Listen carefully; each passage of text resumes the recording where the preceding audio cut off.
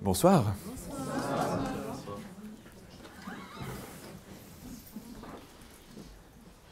Vous avez l'air en pleine forme. Merci à tous d'être là pour ce cabinet public. Je ne sais pas s'il y a des gens ici qui découvrent complètement l'hypnose. Je sais pas si, j'imagine qu'il y a beaucoup de gens ici qui connaissent un petit peu. Il y a peut-être des gens qui sont déjà sous hypnose. C'est possible. Il y a des formations en ce moment, donc il y en a qui ont subi toute une journée de formation en plus dans la salle. Méfiez-vous, parce que souvent les gens qui commencent l'hypnose, ils ne peuvent pas s'en empêcher, et quand ils sont à côté de vous, ils testent des choses, etc. On avait fait ça une fois, c'était pendant une formation, il y avait plein d'hypnotiseurs dissimulés dans la salle qui ont commencé à se lever, à mettre tout le monde sous hypnose. Ça fait une belle vidéo. Mais on ne va pas le faire ce soir. Est-ce qu'il y a des gens qui ne connaissent pas du tout l'hypnose? Est-ce que vous pouvez lever la main juste que je sache si je dois... D'accord. Bon, ça va, il n'y en a pas beaucoup. Vous suivrez, je pense. Pour les autres, enfin pour vous aussi, quelque part, le but de ces soirées, c'est de s'amuser un petit peu avec l'hypnose, puis d'en parler aussi, évidemment. Quand je dis s'amuser, ça reste un sujet très sérieux, évidemment. Hein. Mais... non, vraiment. C'est pas drôle. Ça reste un sujet très sérieux, mais en même temps, je trouve que c'est très intéressant de montrer qu'il peut y avoir aussi une certaine légèreté dans tout ça, et que même si les gens qui vont venir ici auront sans doute une envie, un besoin, quelque chose qui leur ferait plaisir, quelque chose qui est important pour eux, on peut travailler dessus en étant dans une forme de recherche, et sans être dans le pathos, sans être dans tout ça, en étant dans l'émerveillement de cette recherche intérieure. Je pense que l'hypnose permet d'aller explorer notre inconscient, et que c'est quelque chose qui n'est pas très anodin. Il y a souvent des gens qui ont un peu peur de ça, parce que l'inconscient, ça n'a pas toujours bonne presse. On est encore un peu influencé par quelques penseurs comme Freud et autres, ce qui est très propre à notre culture.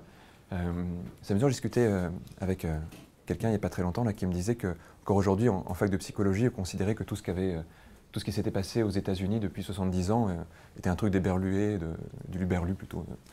Et c'est vrai qu'en France, on est encore un peu très rétrograde par rapport à la vision de l'inconscient. On a une définition comme si c'était la seule qui existait. Puis il y a plein de gens depuis qui ont travaillé sur l'inconscient, puis qui le définissent différemment. Puis il y a plein de gens aujourd'hui qui disent que finalement, c'est peut-être pas le bon mot, inconscient. Et puis qu'on pourrait peut-être juste travailler sur l'exploration intérieure et la connaissance de soi. Et que ça réglerait le problème si on utilisait plus ce mot-là. Je pense être de plus en plus d'accord avec cette idée.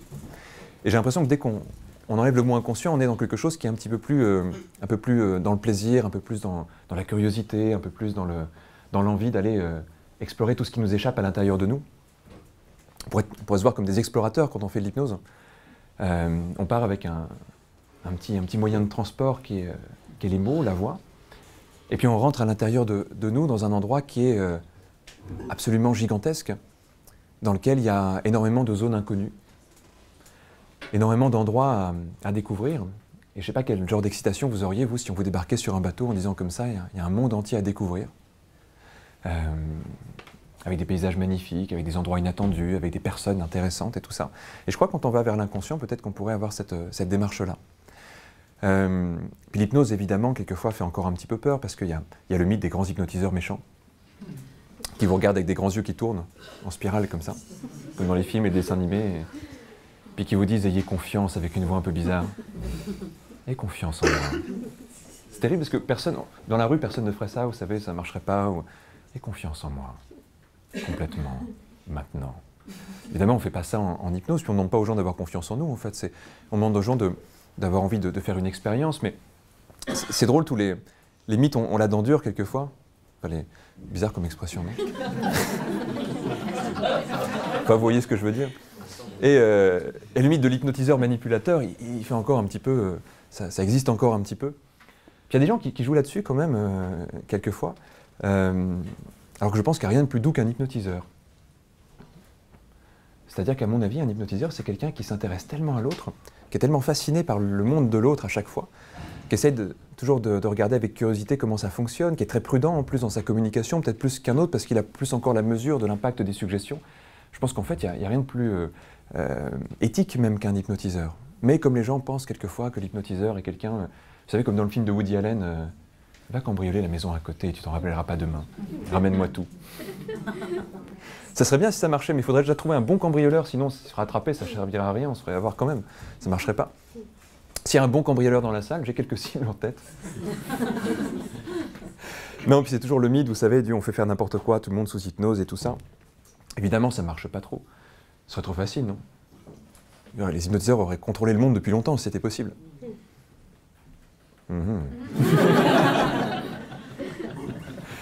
Non, c'est étonnant parce que c'est pas logique. Si vraiment on pouvait faire ça, ça serait... qu'est-ce qu'on pourrait faire comme truc bizarre comme ça? On entend parler quelquefois de cambriolage sous hypnose et tout ça. On entend aussi parler de plein de choses assez étonnantes. Mais je pense surtout que notre esprit est capable de plein de choses et puis qu'un hypnotiseur essaie de stimuler tout ça. Il y a plein de professions où il y a des gens qui font de l'hypnose mais qui ne savent pas eux-mêmes qu'ils font de l'hypnose. Je pense qu'il y a plein d'écrivains qui devraient plus s'appeler hypnotiseurs qu'écrivains, par exemple. Les très bons. Ceux qui nous envoûtent.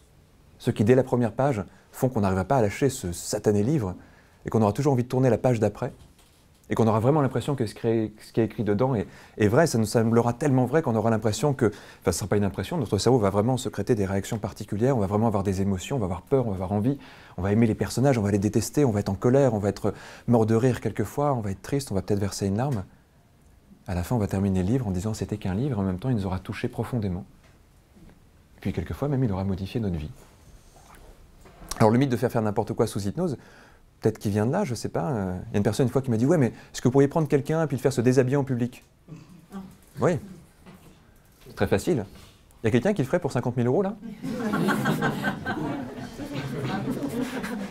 Cet homme qui lève la main est un escroc. Non, mais ce que font les hypnotiseurs de spectacle, c'est assez logique finalement, c'est souvent des très bons observateurs. Ils regardent la salle comme ça, ils font le prochain numéro. Quelqu'un va venir ici et se foutre à poil. Et là, ils regardent pour voir qui c'est qui fait...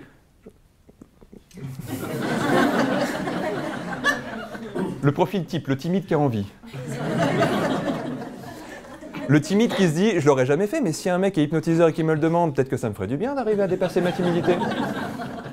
Puis j'ai une excuse quand même, je serais sous hypnose. C'est le même type, vous savez, qui quelquefois boit un peu trop en soirée, qui fait « Ça y est, j'ai assez bu pour dire n'importe quoi ?» Tout le monde a vu que j'ai bien bu. Je vais te dire tes 4 vérités, toi. Je m'en rappellerai plus demain. C'est le même, finalement. Et dans une salle, il y en a toujours quelques-uns. Quelques-unes. Il faut regarder tout le monde, hein, sinon il y en a qui se sentent... Bon, bref, voilà. Pourquoi je parlais de ça, je ne sais plus. Non, pour parler un petit peu d'hypnose comme ça. Est-ce qu'il y a quelqu'un qui a quelque chose qui serait vraiment important aujourd'hui, un truc à dépasser, un truc à transformer? Ouais. Bah te cache pas, tu viens de... En plus, tu peux pas, t'es au 2e rang, il n'y a personne devant quasiment. C'est trop drôle, elle vient de faire ça. Bah ça va aller, c'est spontané. Oui. D'accord, dit-elle en se tenant là. Qu'est-ce qui te ferait plaisir? Vaincre ma peur de conduire. Vaincre ta peur de conduire. D'accord. Ok. Et il va se passer quoi si tu le fais? Plein de choses positives. D'accord. Tu sais, on dit très souvent, quand on atteint un changement, en fait, on crée d'autres choses à l'intérieur. C'est-à-dire qu'un changement fait boule de neige et puis ça amène plein d'autres choses. C'est quoi le but vraiment derrière ça? Ce qui fait que ça, c'est important, c'est quoi? Faciliter la vie. Faciliter la vie. Pour faire quoi? J'ai 3 enfants, alors D'accord. pouvoir me déplacer facilement, aller où j'ai envie, un peu plus de liberté peut-être. Plus de liberté? Imagine que tu atteignes cette liberté-là, ça te ferait vraiment du bien? Je pense que ça m'empirait du rêve. Ok. Alors je vais te demander d'aller voir Romain. Il va te mettre un petit micro. Ou non, je sais pas, on met plus de micro, je crois. Comme ça, on ne sait pas ce que les gens ont dit.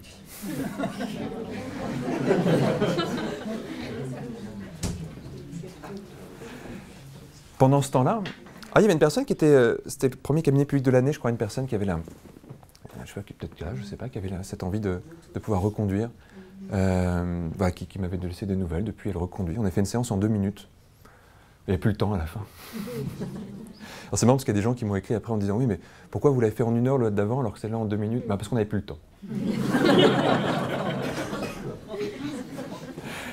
Non, c'est intéressant. Je pensais à ça parce que pour ceux qui ont vu, on a lancé là un petit cours, un beau cours sur ce qu'on appelait hypnologie. On est en train de créer une matière autour de l'hypnose, parce qu'on pense qu'il y a besoin de créer une matière autour de l'hypnose. Imagine qu'il y a une centaine d'années, il n'y avait pas de fac de psychologie. Il y a des gens qui se sont dit on va créer une matière. On a cette envie-là de se dire tiens, il n'y a pas de fac d'hypnologie, peut-être qu'un jour ça existera. Donc on crée une matière, ce qui fait qu'on fait plein de recherches sur tout ce qui se fait, sur tout ce qui se dit dans ces domaines-là, dans d'autres domaines et tout ça. Et notamment, il y a plein de gens qui s'intéressent à la notion du changement. Pas qu'en thérapie, pas qu'en coaching, dans plein de domaines. Et Il y a une vieille croyance, on parlait des croyances tout à l'heure, des vieilles idées comme ça qui restent, des mythes qu'on a dans dur. Et il y en a un qui est qu'il faudrait du temps pour changer. Ça, c'est très étrange. Les pédagogues savent que maintenant, on apprend plus facilement vite que lentement. Apparemment, notre cerveau est plus adapté à un apprentissage rapide qu'à un apprentissage lent. Bonsoir. Bonsoir. Tu peux t'asseoir, hein, c'est un siège un peu spécial. Ah oui. On est bien dessus en même temps. Très confortable. Oui. Tu t'appelles comment? Isabelle. Isabelle, d'accord. C'est très bien. Et je termine juste là-dessus avant de te mettre sous hypnose et que tu changes et tout ça. En hypnose, on va des suggestions indirectes. Celle-là, elle ne l'est pas. Et c'est marrant ça aussi, parce que j'ai reçu des mails dernier Camille Public. Apparemment, j'étais assez direct. Donc il y a des gens qui me disent « Ouais, vous devenez direct quand même, quelquefois. » On peut faire de tout. Hein. Il y a plein de formes d'hypnose et je trouve que c'est intéressant de savoir toutes les faire et puis de montrer que c'est toujours différent. Puis j'essaie de varier un peu à chaque fois, sinon ceux qui viennent tous les lundis, ils sont courageux. Enfin, tous les lundis, non, pas tous, 1 sur 2, sinon je ne suis pas là non plus. Mais il faut quand même que ce ne soit pas la même chose à chaque fois quand même. Donc on peut tester des choses un peu différentes. Ça va bien pour l'instant. Super. Donc je parlais du changement et je disais que les gens changeaient peut-être plus vite que lentement. Je ne sais pas ce que tu en penses. On verra. Alors vite pour le cerveau, c'est pas toujours vite pour le conscient. C'est-à-dire que le temps qu'on ait une idée, notre inconscient fait des milliards de choses pendant ce temps-là. Je crois que l'inconscient fait plusieurs milliards de choses en simultané. J'ai plus le chiffre en tête, mais c'est des calculs qui sont faits. Et je crois qu'à chaque fois qu'ils font le calcul, ils surestiment un peu plus, ils disent un peu plus de 7-8 milliards d'actions en simultané. C'est énorme. C'est difficile même de s'imaginer ça. Ça veut dire que pendant que le conscient se traîne à quelques idées à la seconde, et encore, hein, l'inconscient, c'est une sorte de fusée qui passe à côté. Je me dis, si notre inconscient a un regard sur nous, quelquefois il doit se dire, mais avance. Ouais. Il suffit de rêver la nuit pour faire plein de rêves, etc. Ça part dans tous les sens, ça a duré 10 secondes. C'est tellement difficile à assimiler pour le conscient parfois qu'il a l'impression que ça fait toute une nuit qu'il rêve. Ça vous fait ça parfois dans des siestes, non? Non, je viens de vivre une aventure qui doit... Oh, je suis un peu en retard. Ah non, ça vient de commencer. Une fois, j'ai fait un rêve qui a duré 1 mois. Je voyais vraiment les jours passer dans le rêve. Je ne sais pas si vous avez déjà fait des trucs comme ça, ou donner rendez-vous à quelqu'un dans un rêve quelques heures après. Et on a l'impression que c'est passé quelques heures. On a vraiment la sensation que c'est passé quelques heures, ou 1 jour, ou 2 jours. Puis en fait, un rêve dure maximum 1 minute, hein, je crois. Et encore, c'est rare. Donc c'est incroyable la rapidité de notre cerveau. Il paraît que c'est même une des raisons pour lesquelles on met les gens sous hypnose, c'est que le rythme plus rapide qui est créé par l'état d'hypnose fait qu'on lâche prise plus facilement pour accepter plus facilement les suggestions qu'on reçoit au moment où on change. Ça paraît assez logique quand on y pense. C'est pas mal. C'est logique en fait. On change de rythme pour que ça passe, et à ce moment-là, il y a une ouverture plus grande. Et là, finalement, c'est comme un décalage qui commence à se créer. Tu as déjà vécu de l'hypnose? Un petit peu. D'accord. Volontairement? Oui. D'accord. Par toi-même? Non. Non, avec quelqu'un qui t'accompagnait? Oui. D'accord. Qui parlait, qui faisait des passes magnétiques, qui faisait des... Non? Passe magnétique Non? Peut-être pas, non. On a arrêté, nous, mais... Quoi? Oh, on peut s'amuser avec ça. Ça peut être drôle. Attends, je prends de l'énergie statique comme ça, puis on va faire un truc. Ah, ça marche pas comme ça, normalement, c'est pas grave. Je vais juste faire un truc comme ça, et normalement, ça attire la main vers le haut. Tu sens que ça picote un peu? Un petit peu. Ouais. Attends. Ça va commencer à être un peu léger. Quelquefois, je fais des trucs comme ça. Mais pourquoi je fais des trucs pareils? Je vais faire des trucs plus simples.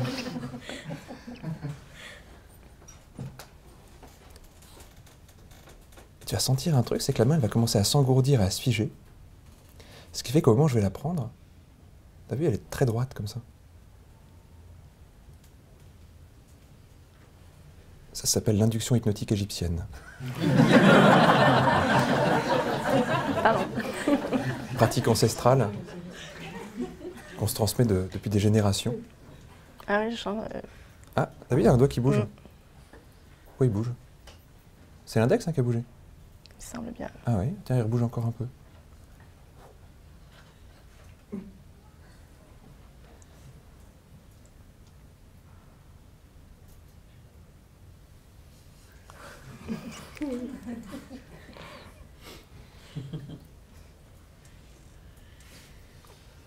Tiens, on va faire un truc, tu vas fermer les yeux. Et j'aimerais que tu te poses une question. Est-ce que la main va partir plus naturellement vers la droite ou vers la gauche?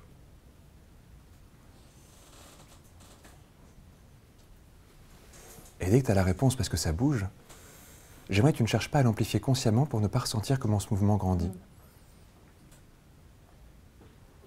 C'est étrange, non? Ouais.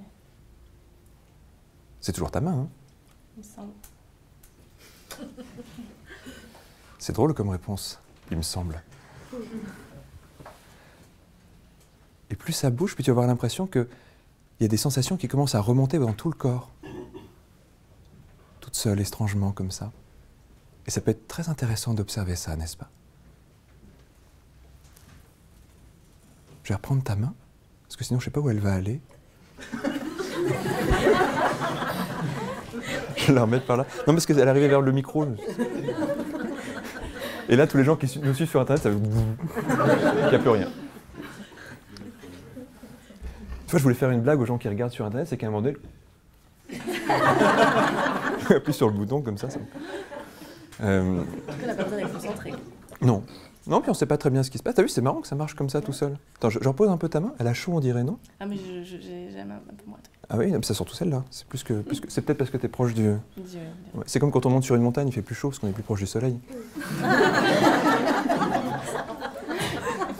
Non, ça doit être ça. Ouais, je sais pas. Il doit y avoir une logique dans tout ça. Mais en fait, non, en altitude, il fait... Aussi. Oui. Mais t'as que l'émotion dans la main droite, toi. T'as pas l'émotion dans la main gauche. Ah, si. Quand même. Un petit peu, Ça c'est brille vrai. un peu. Un petit peu aussi, oui. Attends, on va pas rentrer sous hypnose tout de suite, non? Il faut que tu me parles un peu quand même avant. Donc tu veux conduire, c'est ça? J'aimerais reprendre la conduite. J'ai déjà mon permis et j'ai déjà la voiture, mais Mmh. j'ai des blocages. D'accord. Et quand tu dis que tu as des blocages, ça se traduit comment? Bah, en fait, j'ai du mal à reprendre les choses en main. J'ai pris des D'accord. leçons, mais voilà, c'est se projeter concrètement, se dire voilà, aujourd'hui je prends la voiture et j'y vais, impossible. D'accord. Est-ce que tu crois qu'il y a une utilité à ça? Est-ce que ça protège? Est-ce que ça sert à quelque chose? Ça permet d'éviter un truc ou des choses comme ça? Le fait de ne pas conduire, Mmh. ça suit un petit peu peut-être des peurs aussi de ma propre mère, peut-être aussi. D'accord, ok. Donc, c'est un peu... D'accord. Et c'est intéressant parce que parfois, tu sais, on apprend comme ça des choses, puis notre cerveau les a intégrées parce qu'il pensait que c'était utile, et puis un jour, peut-être qu'il y a autre chose qui peut transformer ça pour qu'il intègre différemment, une autre idée ou une autre pensée. Tu parlais de liberté tout à l'heure, c'est quelque chose qui est important pour toi? Oui. D'accord.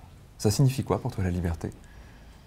Dans l'absolu, c'est vraiment faire ce que l'on veut, quand on veut, et avec qui on veut. D'accord. Voilà. C'est un truc que tu recherches beaucoup dans ta vie? Bah, disons que là, je suis avec 3 enfants en bas âge, donc c'est vrai que je suis cadrée par par la force des choses. Mais plus jeune, oui, j'ai ressenti plusieurs fois cette sensation vraiment de pleine liberté, et D'accord. voilà, qui est très plaisante. Non pas que je suis frustrée aujourd'hui, mais Non, c'est pas le... voilà, je pense que c'est un plaisir de retrouver cette liberté-là, forcément. Ok. Ça veut dire que si tu la retrouves dans la conduite, cette liberté-là, ça peut la ramener un peu plus dans ta vie sur d'autres choses aussi? C'est très possible. C'est très possible. D'accord. Il y a plein d'enjeux souvent dans un changement, tu sais. Puis on n'est pas toujours conscience de tout parce qu'il y a des enjeux plutôt conscients, puis il y a des enjeux qui sont un peu en arrière-plan. Des choses qui se jouent, qui sont connectées.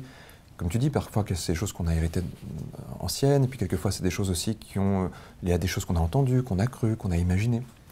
On dit très souvent quand on a un changement sous hypnose, quand on évolue sous hypnose, qu'il y a un cap à passer, et que pour que ce cap soit vraiment cohérent et bien, on doit pouvoir s'imaginer ce que ça va être après. Là, quand tu penses à une voiture, maintenant, dans l'ancien comportement, on pourrait dire déjà, quand tu penses à dire, tiens, voilà, je vais prendre ma voiture et puis je vais faire un tour, je vais aller quelque part et de ça, qu'est-ce que tu ressens? Un peu un blocage au niveau de la respiration. Ouais. C'est drôle parce que tu as fait ça. Ouais. C'est... oui, voilà. Donc Enfin, c'est drôle, non, c'est pas drôle. Mais c'est ce que tu as fait. Ça veut dire que le corps ressent aussi quelque chose? Tout à fait. D'accord. Jeu avec la respiration qui se met en place. Il y a une émotion avec ça ou pas? Je pense que oui. D'accord. Imagine que cette émotion-là, peut-être que c'est la dernière fois que tu la ressens, tu passes à autre chose. Demain, tu prends ta voiture et tu te dis même, je vais prendre ma voiture, qu'est-ce que tu vas ressentir à ton avis? Ah, c'est pas la même respiration, ça. Plutôt une détermination, on va dire. Une détermination? Est-ce qu'il peut y avoir d'autres émotions agréables dans tout ça? Plaisir simplement de conduire. Plaisir de conduire, d'accord. De pouvoir surprendre mon mari aussi, Oui. qui attend vraiment après moi là-dessus. D'accord, d'accord. Ça peut être un plaisir aussi, ça, de le surprendre? Ah oui, complètement. D'accord. Et est-ce que si tu changes ça, tu sens tout de suite quelle sera la prochaine étape? Tu sais, parfois on se dit, tiens, en ce moment j'ai besoin de changer ça. Puis parfois quand on a franchi une étape, on sent déjà ce qui va se passer après. Est-ce que toi, tu te dis, tiens, une fois que j'ai ça, vers quoi j'irai ensuite? C'est un peu abstrait. C'est un peu abstrait. Ouais. Mais il y a une sensation, il y a une envie, même s'il n'y a pas toujours des mots à mettre dessus. Ouais, je pense qu'il y a peut-être des choses encore à découvrir après. D'accord. Comme un effet de domino, en fait, peut-être. D'accord. Prête à pousser le premier? Ouais. Tout à fait. T'es dans ton état normal, là? Oui, il D'accord. me semble bien. Ok, ta main aussi? Parfaite. D'accord. Je vais juste tester, là, si je prends ta main, là, comment? Ouais, elle n'est pas comme tout à l'heure, oui, d'accord. Ok. Ah, c'est marrant. C'est drôle. Tout à l'heure, il y avait un truc un peu figé comme ça, et ce qui fait que quand je l'ai pris, tu te rappelles, c'était un peu... Ah, c'est déjà un peu plus. Non, ça revient vite, ça. Ah, et les doigts qui bougent. Ça, c'est assez étrange. T'as vu, il bouge tout seul. Incroyable. T'avais déjà vu ton inconscient? Moi aussi pas aussi visible, on va dire. Pas aussi en 2 secondes comme ça, non. Oui. T'imagines ce que ça va être après? On va faire un petit test. Tu sais, c'est intéressant parce que dans la vision qu'on a en hypnose, on est toujours en équilibre dans nos états. On a un état qui est connu, mais c'est un constant déséquilibre, cet état connu. C'est comme quelqu'un qui est sur un vélo, c'est un constant déséquilibre, en fait. Du reste, à très basse vitesse, l'équilibre est un peu moins bon, mais quand on accélère, l'équilibre est un peu meilleur. Et le rôle de l'hypnotiseur, c'est de jouer avec cet équilibre-là. De faire sentir aux gens qui sont toujours en fait dans ce déséquilibre, il suffit de pousser un peu dans une direction ou dans une autre, de changer un peu le rythme, de créer une petite dissociation comme on vient de créer là, de permettre un regard différent, de poser une question, de placer un peu de confusion, pour que hop, tout d'un coup ça commence à se déstabiliser un peu et en douceur en même temps, parce qu'il n'y a pas besoin d'aller trop vite, trop loin, ça ne sert à rien, il y a besoin d'accompagner progressivement. Puis à un moment donné, une fois que les gens commencent à sentir qu'en fait la porte elle est un peu entrouverte et puis que ce qu'il y a de l'autre côté c'est plutôt agréable, on accélère un peu les choses. Je vais te proposer un petit exercice tout simple. Tu vas mettre tes mains comme ça l'une contre l'autre. Tu vas fermer les yeux. Et alors ça fait très mystique comme ça, mais c'est pas le but. Non, tu vas juste pousser avec tes mains l'une contre l'autre. Pas trop fort, hein, pas trop fort, sinon ça va s'épuiser un peu, c'est pas le but. Le but c'est qu'il y ait une petite tension musculaire simplement. Les yeux fermés. Et ce que j'aimerais, c'est que tu te serves de cette tension musculaire pour canaliser ton attention, pour absorber ton attention dessus. Tu sais, parfois on ressent des sensations, on est attentif à tout ce qui se passe, et l'esprit s'empare de toutes les réactions que ça crée à l'intérieur, comme si on devenait hyper conscient de toutes les perceptions qui changent. Et puis à un moment donné, en te concentrant sur ces sensations-là, je ne sais pas si tu vas être consciente tout de suite de la manière dont la tête va commencer à être attirée vers l'arrière. La tension, elle continue à être présente au niveau des mains, des bras, de tous les muscles qui sont concernés au niveau du dos et du cou. Ce qui fait qu'on ne perçoit pas toujours les paupières qui se mettent à trembler un peu. Quand tout à l'heure, il y avait ces micro-mouvements dans les mains, et quand tout à l'heure, la main même allait toute seule sur le côté, il n'y a pas forcément besoin de faire attention à tout ce qui était ressenti dans les autres parties du corps. On est juste concentré dans une direction, dans une sensation, dans une pensée. Au bout d'un moment, quand il y a une légère tension comme ça, le corps passe dans un autre mode. C'est comme si on pouvait être à la fois spectateur de ce qui se passe et en même temps à l'intérieur de ce qui se passe. Les rythmes du corps changent et en même temps, ça prend une petite énergie en plus d'être et de maintenir cette tension-là. Puis il va se passer quelque chose au niveau des mains. Il y a une main qui va avoir un peu plus de mal à tenir cette tension-là. Même en essayant de garder la même, ça ne va pas tout à fait donner la même chose.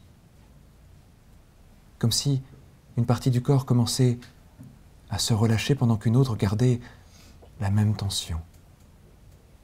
Et ça peut être assez étrange, c'est comme s'il y avait 2 parties à l'intérieur. 2 parties qui n'avaient pas exactement la même énergie, 2 parties qui n'ont pas exactement le même niveau d'attention. Et pour juste rendre ça un peu plus symbolique, un peu plus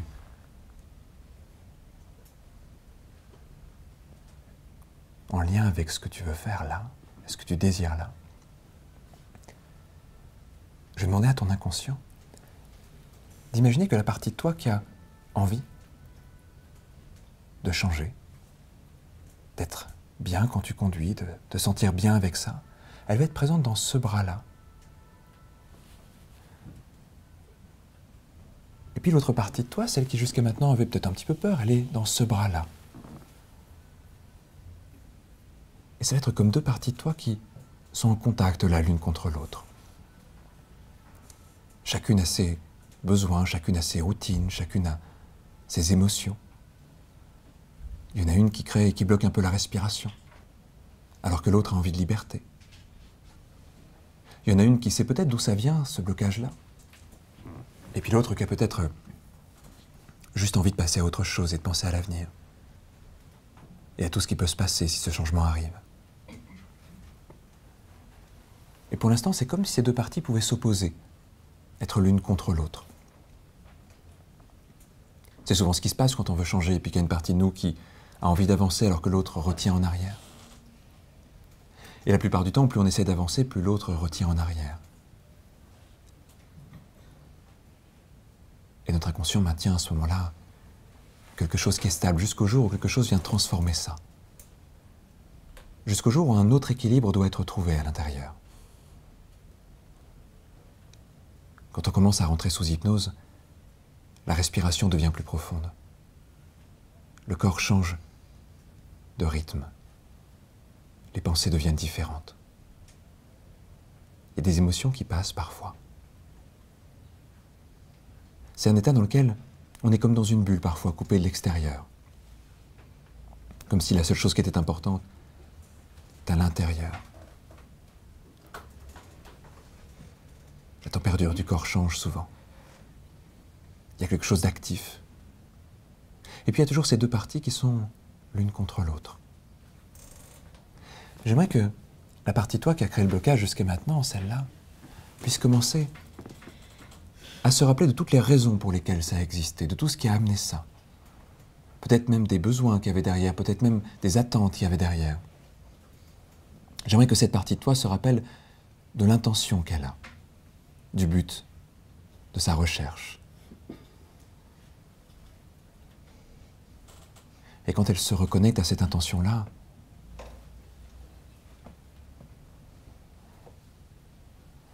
elle peut faire passer quelque chose. Elle peut faire passer quelque chose d'important. Elle peut devenir plus compréhensible. Souvent, quand on comprend une partie de nous, on l'admet un peu plus, on la ressent un peu plus, on lui donne un peu plus de place.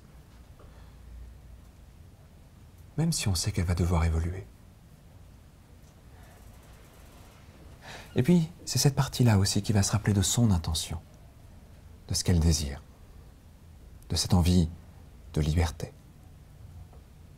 de cette envie de faire des choses, de pouvoir entrer dans une voiture et de se sentir bien, de pouvoir conduire et de se sentir bien. Et cette partie peut aussi retrouver son énergie, sa volonté, son envie. Et c'est comme si ces parties-là pouvaient venir s'entendre et s'écouter, comme si elles pouvaient comprendre leurs besoins et leurs envies. On a souvent plein de parties à l'intérieur de nous. Quelquefois, l'une essaie de prendre le dessus sur l'autre. Et puis parfois, les deux peuvent se souvenir qu'elles peuvent avoir un but commun. Qu'en général, tout à l'intérieur recherche le bien-être, la liberté. Qu'il y a peut-être juste quelquefois besoin de passer à autre chose. On dit souvent que nos peurs nous protègent. Mais parfois, gagner en confiance nous protège encore mieux. Parfois, gagner en vigilance, en expérience, nous protège encore mieux. Et j'aimerais que cette partie-là puisse commencer à imaginer comment elle pourrait remplir différemment son rôle. Comment elle pourrait continuer à apporter des choses, mais en permettant à la peur d'être dépassée quand même. Et en faisant ça, elle va pouvoir créer un autre équilibre. En faisant ça, peut-être que cette opposition va commencer à diminuer. Peut-être que cette partie-là n'aura plus besoin de pousser, d'essayer.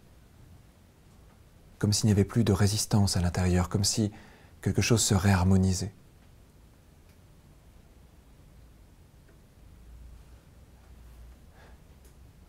Un peu comme si ces différentes parties de toi pouvaient se sentir entendues et comprises. Et ensemble, elles vont commencer à créer autre chose, du coup. Quelque chose qui t'amène à dépasser cette peur, mais aussi quelque chose qui t'amène à avancer, évoluer de façon plus complète encore, peut-être à libérer certaines choses, à lâcher certaines choses, à faire tomber ce premier domino. Quand ça va se faire, ces deux mains vont comme avancer ensemble. Comme s'il y avait quelque chose qui donnait une nouvelle direction à cette énergie. Comme s'il y avait quelque chose qui donnait une nouvelle impulsion à l'intérieur.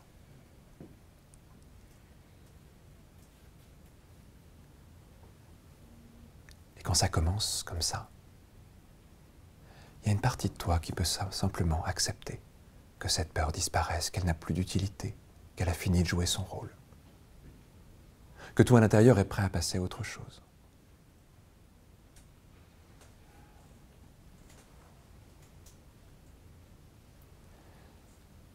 Et ça peut commencer à amorcer ce changement.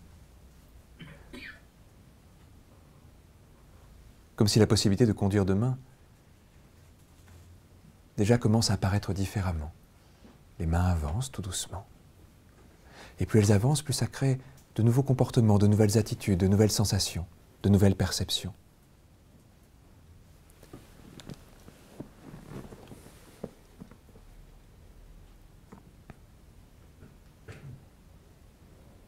Ça peut générer de nouvelles pensées,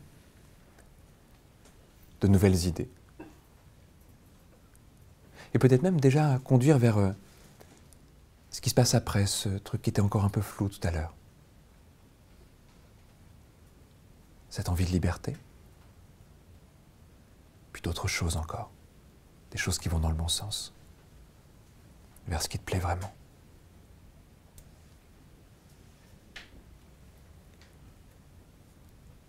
Jusqu'au moment où il y aura une immense sensation d'évidence à l'intérieur.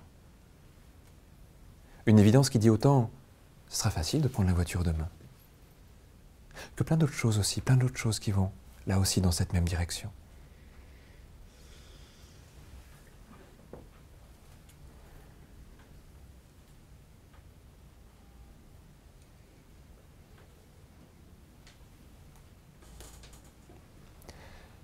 Il y a une sensation agréable qui va commencer à grandir. Une sorte de bien-être. Plaisant, très doux.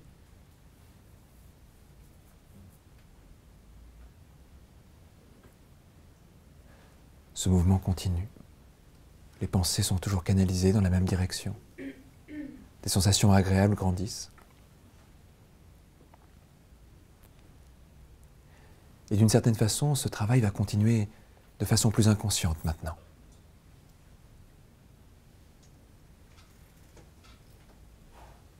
Ce travail va même continuer quand cette expérience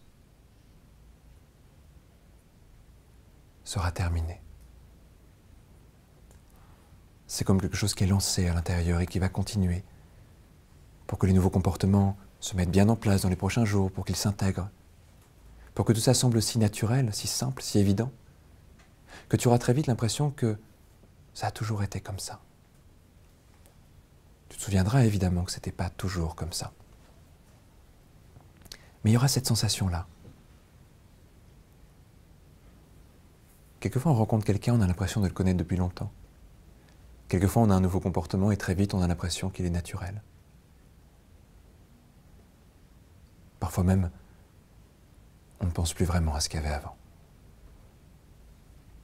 Ce qui fait que c'est presque étonnant quand des gens qui savaient qu'on avait un comportement nous regardent en disant « Ah, tu fais ça maintenant ?»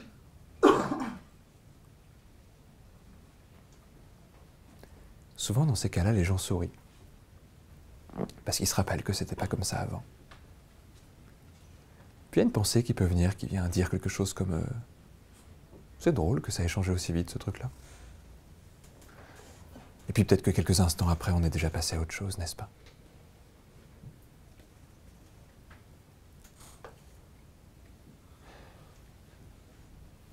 Dans quelques instants, cette expérience va se terminer. Tout doucement. On dit souvent quand on sort de l'état d'hypnose qu'on commence quelque chose, qu'en fait, le conscient revient pour profiter de ce qui s'est passé. Comme s'il était parti un peu se balader pendant quelque temps, pour laisser de la place, pour que les choses se fassent. après avoir donné une sorte de mission à l'inconscient, avec son envie, avec son objectif, et puis le conscient revient progressivement pour se réapproprier le corps, pour revenir dans l'instant. Alors parfois, quand le conscient revient, on se retrouve sur un tabouret, dans une chaise, dans une salle, avec plein de gens qui regardent. Bonjour. Petit tour en voiture? Allez. Ça, c'est quoi, là, quand tu dis, tiens, demain matin, je vais me faire un petit tour en voiture? On y va. Oui, super. On verra bien. Oui. Demain, tu as l'occasion de le faire? Oui. Super. Tu me tiens au courant? Très bien. Ah, arrête-toi au bout d'un moment. Hein. D'accord. Bien revenu? Merci bien. Merci à toi.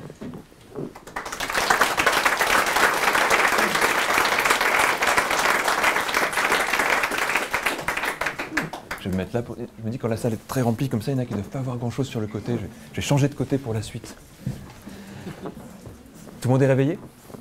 Oui. Bon, petite séance toute douce comme ça pour commencer. Pour expliquer un petit peu ce qui se passe dans un travail comme ça, on dit souvent qu'en fait en hypnose, on amène les gens à aller négocier à l'intérieur d'eux-mêmes. Il y a cette idée que quelquefois plusieurs parties s'opposent en nous. Vous connaissez le truc, non? On a envie d'un truc, puis il y a une autre partie qui fait « Oh non, on va peut-être plutôt faire ça ». Puis quelquefois, il y en a même plusieurs, hein, des parties, il y en a plein. Il y a celle qui dit « À partir de maintenant, je serai comme ça ». Puis il y a une petite voix à l'intérieur qui fait « T'es sûr ?» Ces différentes parties, elles sont top, elles ont tout un rôle, elles ont tout un objectif souvent. Il y en a qui sont plus matures, il y en a qui sont plus enfantines, il y en a qui sont plus décidées, il y en a qui ont un peu plus peur, il y en a qui sont prudentes, etc. Elles ont tout leur rôle à jouer. C'est toutes les facettes de nous-mêmes finalement. C'est passionnant de les découvrir. Ça fait un peu schizophrénique quand je dis ça comme ça. Enfin, j'ai Albert à l'intérieur de moi qui quelquefois dit que ça faut pas raconter ça à un psychiatre parce que sinon il vous interne tout de suite. Mais en même temps, non, ces parties-là, c'est des parties de nous, on les connaît. Mais simplement, quelquefois, il y en a une qui prend un peu plus le dessus, puis il y en a une quelquefois qui est un peu en retrait. Vous savez, parfois on est vraiment décidé sur un truc et puis quelques jours après on se dit mais pourquoi je me suis engagé là-dedans? Bon, mais simplement que c'est pas la même qui est au premier plan à ce moment-là de partie. Puis parfois, il y en a qui s'opposent et puis on a l'impression qu'il y a une lutte à l'intérieur. Alors, une des choses qu'on fait en hypnose, c'est travailler là-dessus. Dire, tiens, il y a la partie qui a une peur et parfois elle a son rôle à jouer, cette partie-là.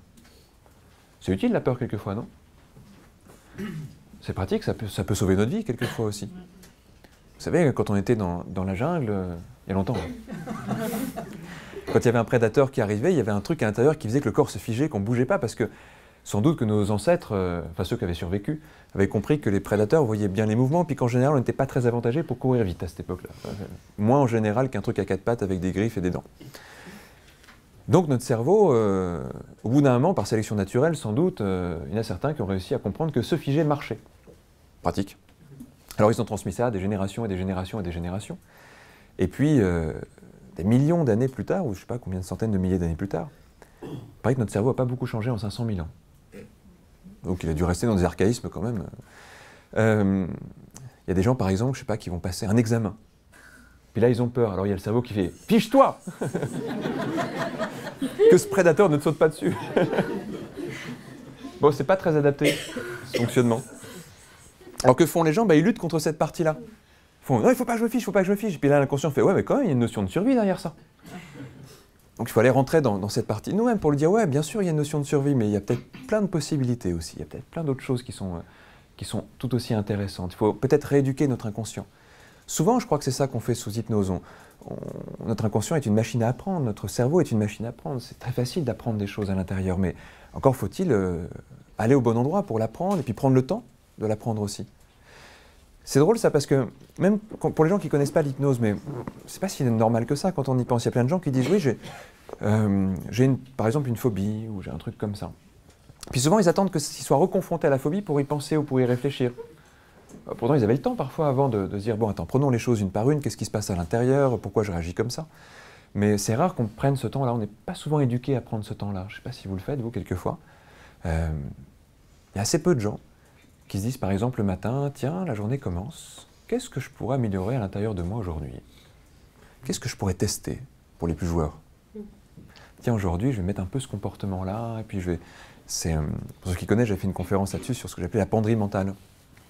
Et imaginez un truc, vous avez tous une penderie, j'imagine, avec des vêtements, tout ça, Puis j'imagine que le matin, quand vous vous réveillez, peut-être après avoir pris la douche quand même, je sais pas, pour regarder le truc en vous disant à quoi je vais ressembler aujourd'hui.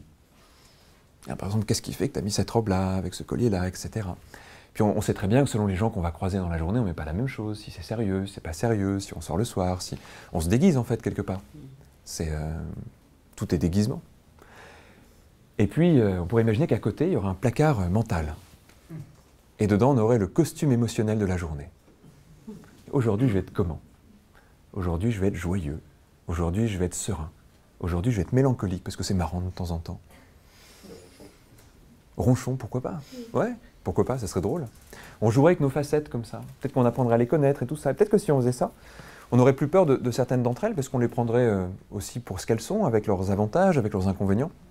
Et donc tout ça pour dire que les peurs, parfois, elles ont une utilité, mais que notre cerveau, il ne veut pas la lâcher tant qu'on ne lui a pas pris le temps de lui prendre un peu la main, de lui dire, bah voilà, ça c'était peut-être bien, mais maintenant qu'on peut faire autre chose. Donc voilà, il y a cette idée de rééducation du cerveau avec l'hypnose. C'est un peu comme si on ouvrait la porte, ça fait un peu lobotomie quand je dis ça, mais non, c'est plus métaphorique que ça, et puis qu'on regardait cette penderie mentale, et puis qu'on disait, mais ça, ce costume-là, pourquoi quelquefois tu le portes sans le vouloir? Ah bah parce que j'ai un truc à l'intérieur de moi, instinctif, qui dit qu'il faut que j'ai ça pour me protéger. Ah. Bon, bah peut-être qu'on pourrait apprendre au cerveau à créer autre chose pour qu'il n'ait plus besoin de protéger, pour qu'il ait juste besoin d'agir et qu'il nous fasse faire des choses qui sont belles. Il y a des gens ici qui, quelquefois, ont l'impression d'avoir comme ça une carapace qui les bloque un peu, qui les protège un peu trop. Ah, il y a des gens qui lèvent la main. Vous êtes toutes les deux au premier rang, je ne sais pas. Laquelle de vous deux est la plus motivée pour travailler là-dessus? Ou les deux en même temps, je ne sais pas. Tu as déjà fait de l'hypnose ou pas?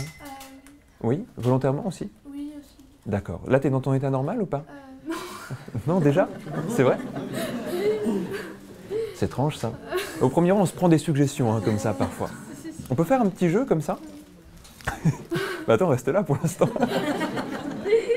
On va imaginer un truc. Comment on va faire ça? Tiens, on va imaginer que j'ai un état hypnotique dans les mains. D'accord? Ce qui est drôle, hein, comme idée. C'est pas un objet, un état hypnotique, mais on pourrait s'imaginer, vous savez, c'est comme un jeu d'enfant, on peut s'imaginer un truc et puis on voit ce qui se passe. Et là, j'ai un état hypnotique. C'est à quelle couleur, un état d'hypnose?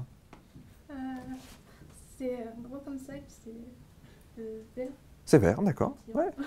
C'est vert, un état d'hypnose, non? D'accord, peut-être 10 jours, donc le tien, il est vert, c'est ça qui est important. Et tu sais, c'est drôle parce que quand on a un état d'hypnose comme ça, c'est très particulier quand les gens rentrent dedans, ils plongent dans un truc, mais incroyable. Quelquefois, une sorte de substance un peu bizarre comme ça. Tu vois, il y en a qui prennent des champignons, il y en a qui prennent des états hypnotiques imaginaires. Plus facile à trouver, hein. Entre nous, ça pousse partout, indétectable. Prise de sang, ça passe. Quoi qu'il paraît qu'on a des réactions quand même physiques avec l'hypnose, hein, réactions hormonales et tout ça, on doit pouvoir trouver des trucs quand même. Et d'ailleurs, que si je m'approche, c'est très bizarre. Parce qu'un état d'hypnose a une sorte de rayonnement. C'est étrange, non? Oui.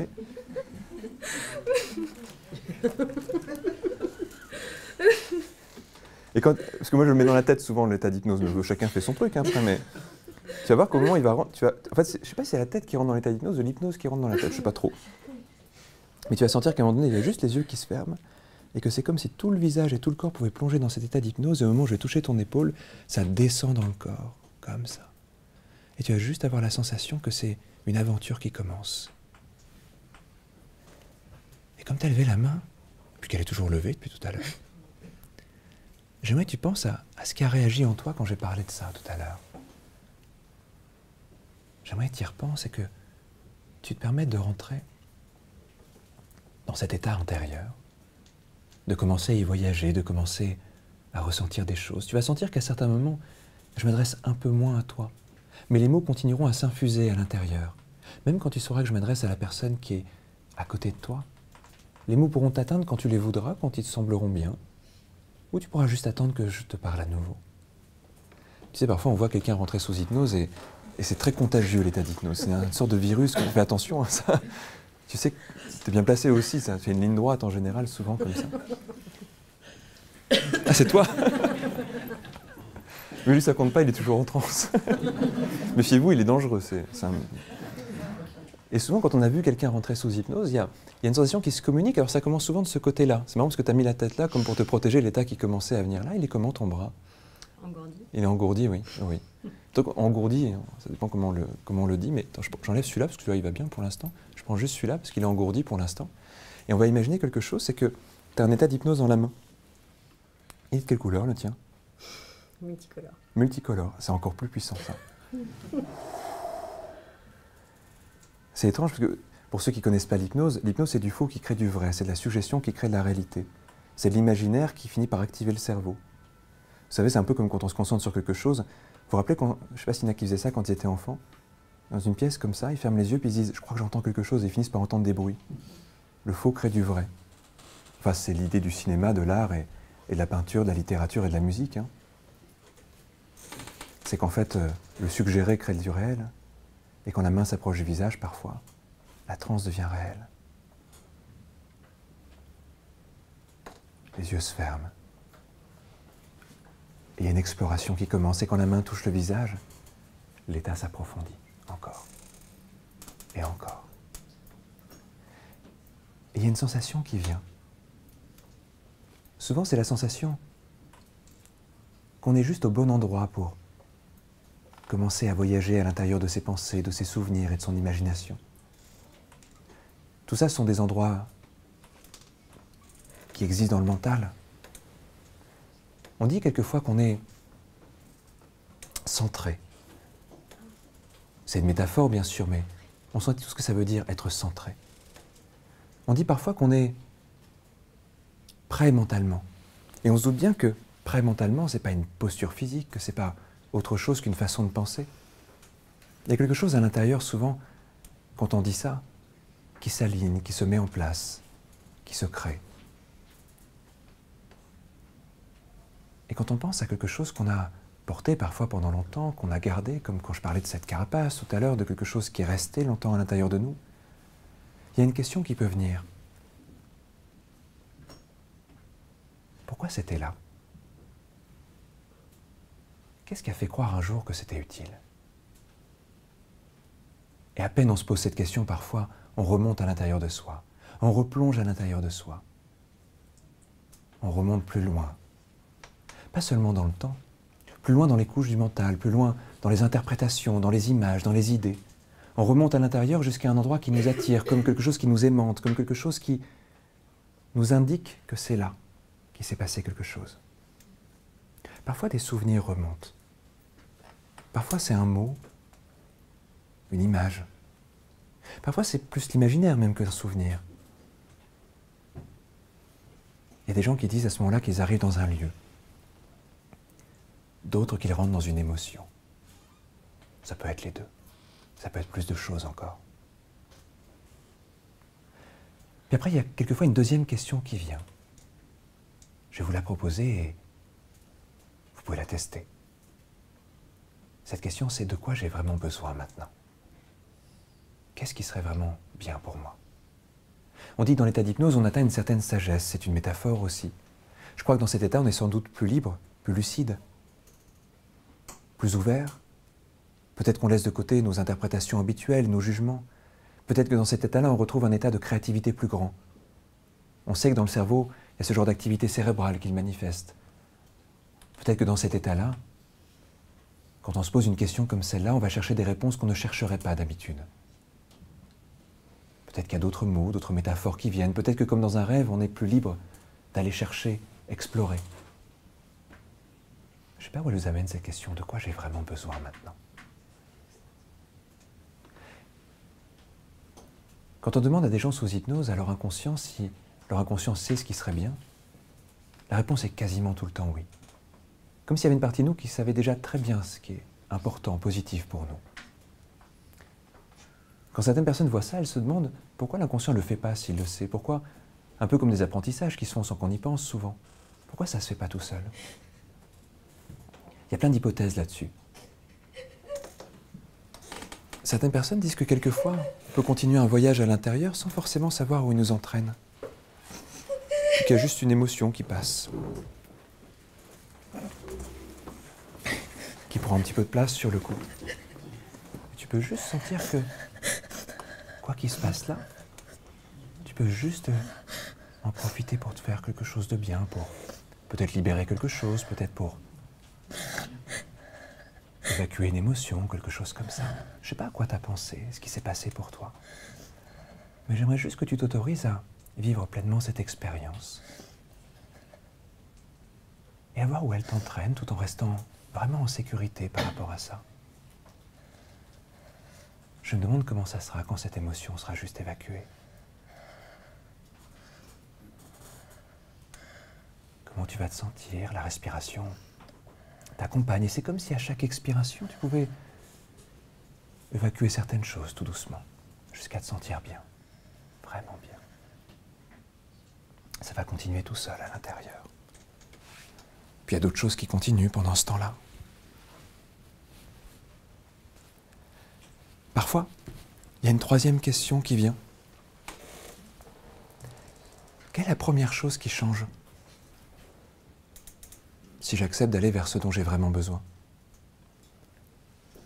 Quel est le premier élément concret, vérifiable, simple, accessible?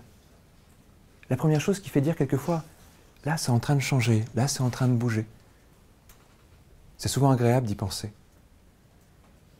C'est quelque chose qui peut faire plaisir, qui peut faire du bien, qui est attirant. Quand on le trouve, en général, il y a presque une impatience qui vient, le vivre. Aller vers ça. Et là aussi, on peut avoir une sorte d'évidence. Comme si tout en nous allait aller vers ça maintenant. Il y a des choses qui se mettent en place toutes seules parfois. On pense à quelque chose et puis on se retrouve à le faire quelques jours après. Et on en prend conscience au moment où on le fait, pas avant quelquefois. Juste au moment où on le fait. On s'aperçoit qu'on a avancé, qu'on a fait quelques pas, des pas intérieurs. Il y a des gens qui à ce moment-là jettent un regard derrière et s'aperçoivent qu'ils ont lâché quelque chose derrière eux. Peut-être cette carapace. Et ça peut être agréable de remarquer à quel point on peut avancer parfois.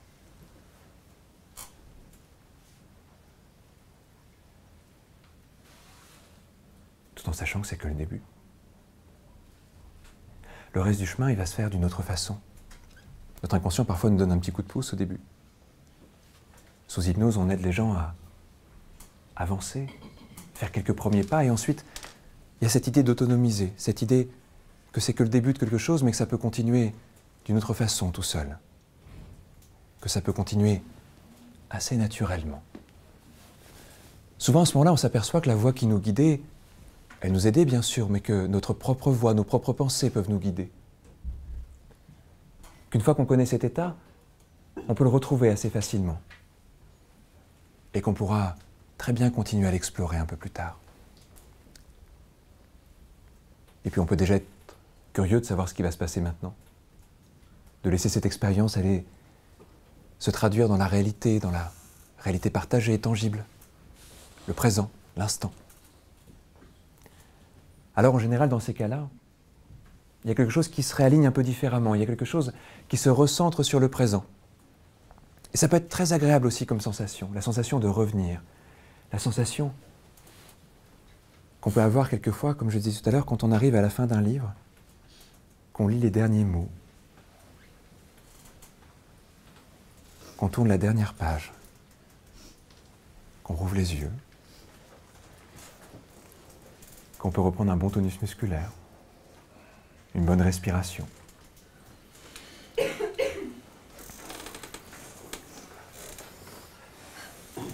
Que les émotions finissent de passer.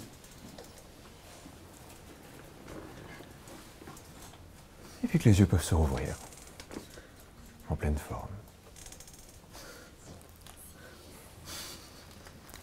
J'avais pas vu t'as levé la main tout à l'heure. C'était bien? C'est bizarre. Oui. Ça arrive parfois, on entend quelque chose, ça nous touche, etc. On rentre dedans, c'est normal, hein, ça peut arriver. Après, c'est pas très accessible dans la salle comme ça, donc désolé, j'ai mis un peu de temps à arriver, mais ça va toutes les deux? Oui, Ouais. C'est comment, là? c'est bien. C'est bien? Ça a l'air. Bien revenu? Ouais. Toi aussi? Je sais pas trop. Tu sais pas trop? Je suis encore. En fait, enfin, si je peux parler, j'ai senti mon cœur battre, mais très très très très fort en fait. D'accord. Je suis pas cardiaque, hein, mais. On a un défibrillateur, hein, sinon ça peut. Et j'ai encore l'impression d'avoir des fourmis et d'avoir un petit poids quand même. D'accord. Tu veux venir là 2 minutes? qu'on termine ça bien. J'ai l'impression d'avoir un poids encore. D'accord. Bah prends-le avec toi.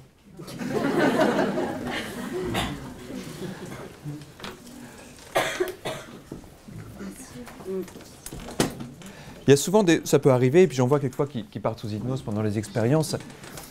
Il y a quelquefois des mots qui nous accrochent comme ça, et puis l'état d'hypnose est assez communicatif. Alors, tu vois, tu étais bien dans la ligne en plus, c'était... La suggestion a dû un peu trop passer tout à l'heure. Toi, tu l'as évité, tu as reculé un peu, ouais, non, j'ai vu le... Je regardais la dame derrière qui venait de... Je me suis dit comment c'est possible, et là, dans Ouais.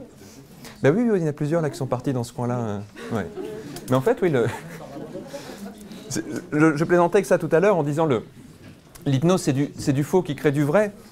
Mais c'est étonnant quand on nous fait une suggestion, comment on réagit à la suggestion. Parce que là, on pourrait dire que c'est un hasard, en même temps, bah, ça n'arrive pas si souvent que ça, et ça arrive dans la suggestion qui est de dire, bah, tiens, la transe, elle va aller par là. C'est amusant parce que même quand on sait que quelque chose est imaginaire, on finit par se prendre au jeu. Ça aussi, c'est un truc qu'on sait faire enfant, hein, se prendre au jeu. On joue, puis au bout d'un moment, le jeu devient un peu trop réel, et puis c'est bien quand même, c'est agréable que le jeu devienne réel quelquefois. Puis on se prend un petit peu au jeu, puis finalement, ça finit par devenir quelque chose qui est encore un peu plus concret, puis encore un peu plus concret.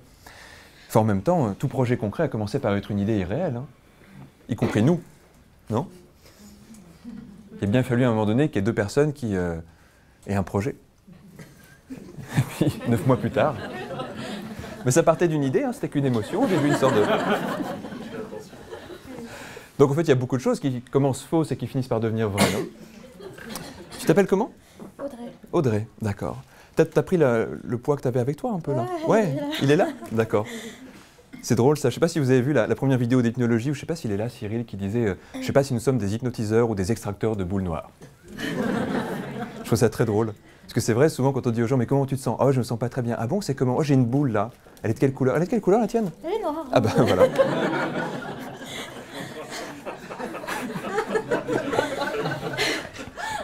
C'est bête, hein, mais ça marche.